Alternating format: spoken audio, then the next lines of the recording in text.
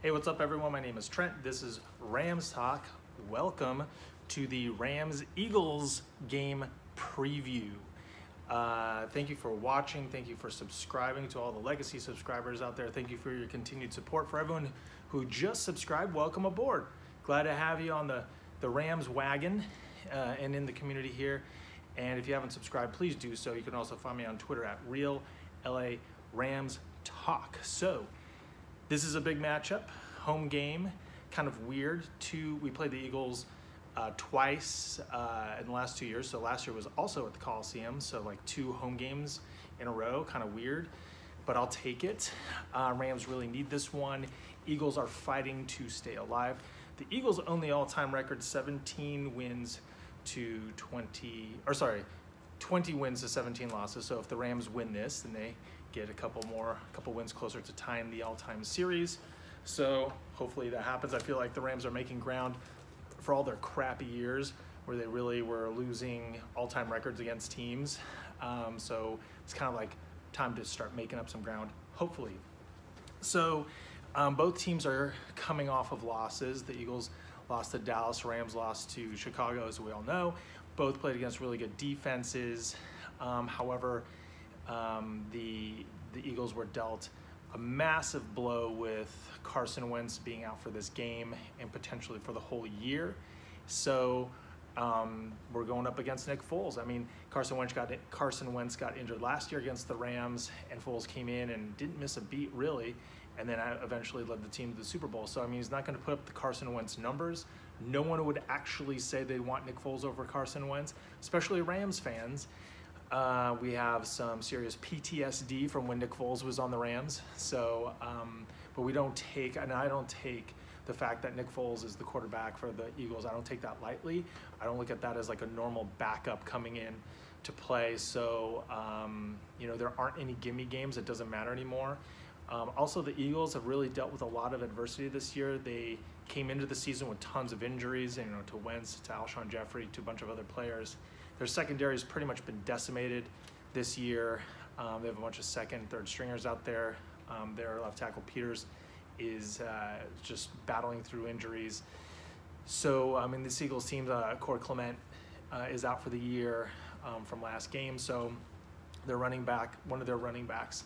So, they're really kind of going through it right now. Whereas the Rams injury report is clean. Cooper Kupp is out for the year, and Hatfield, we lost Hatfield last year, but our last game, but we don't really have any kind of guys, are they playing, are they not? Whereas the Eagles do have a bunch of guys on the injury report, and we'll get into that. But a couple of things that I've just been thinking about, and I'm glad there was a report in the Rams Wire today that really broke it down, and that is the usage of Sean McVay's timeouts. Because I feel like the Kansas City game and even the Bears game, he called a lot of timeouts like consecutively that didn't really do anything, didn't help the team. So I was just curious to see what's the deal with his timeout usage. And so throwing a lot of numbers at you, so get ready. So in terms of downs, like timeouts per down, first and second down, 10 timeouts each this year. Third down, he's called the most timeouts, 24 timeouts, and fourth down, 10 timeouts on fourth down. So on third and fourth down, on the critical downs, that consists of 63% of the timeouts he's taking. So on critical downs, that makes sense. And if you go by quarter, 5 timeouts in the first, 24 in the second, 6 in the third, 21 in the fourth. So the second and the fourth are getting the majority of the timeouts.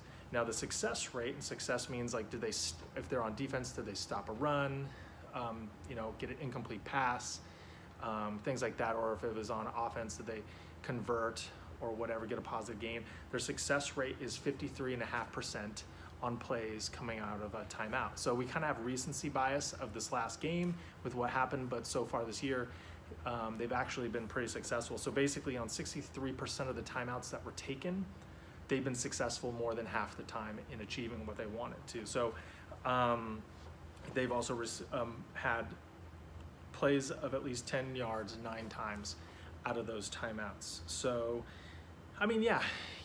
each game is different. So, but I think it's safe to say that McVay is calling timeouts for the most part when it's needed, and they are more than half the time working out for the Rams. So then going into this game, I mean, that was just a little quick sideshow here. I hope the audio is okay. I don't have my mic, forgot it. So I hope you can hear me. But going into the game, I think what this is really going to boil down to is I guess like every week, it's the line play. So the Rams offensive line, the last 3 games against the Chiefs, the Lions, and the Bears have been have had some of the worst performances, are ranking at the bottom in terms of pressures and pass blocking efficiency, like really like third worst, fourth worst. Whereas in the first 10 games, they're like in the top of football.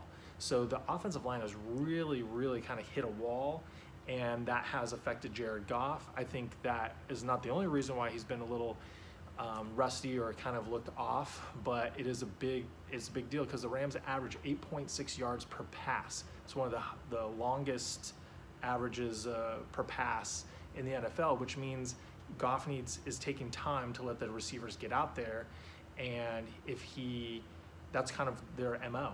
And if he's waiting for them to get out there and he's getting kind of pushed around and moved around and holding onto the ball too long, that's really kind of not allowing him to do what he was doing so successfully in the first half. But I think the Eagles' strength is their defensive line, and they have Chris Long, familiar face. They have Fletcher Cox. They have Michael Bennett, who's having a great season. He's on the injury report, but most likely will play.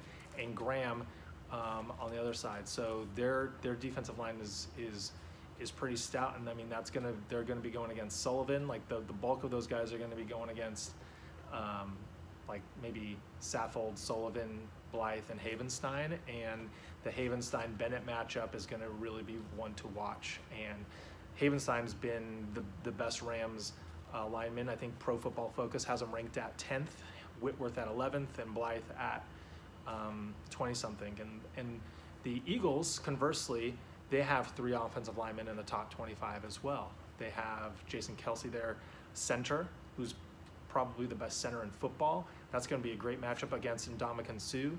Then they have, I want to say Brooks at the right guard, and then Lane Johnson at the right tackle.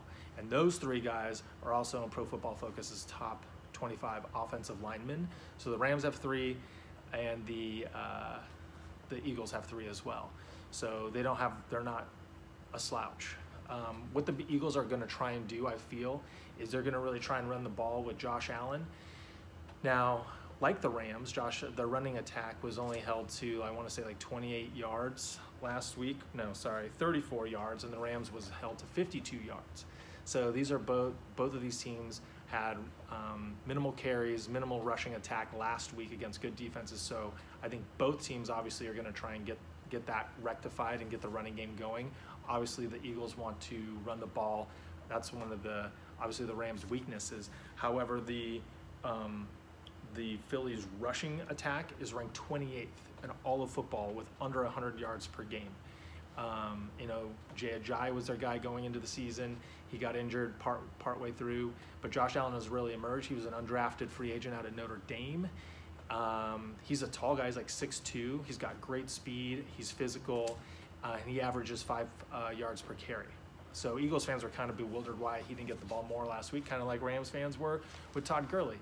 However, I expect the Rams running game to outperform the Eagles, although the Eagles they're better against the run than they are against the pass. And I really think it's that front 4 of the Eagles that kind of stuff the run. So it'll be up to the Rams to be creative and get Gurley potentially like outside, kind of like how they did against the Lions.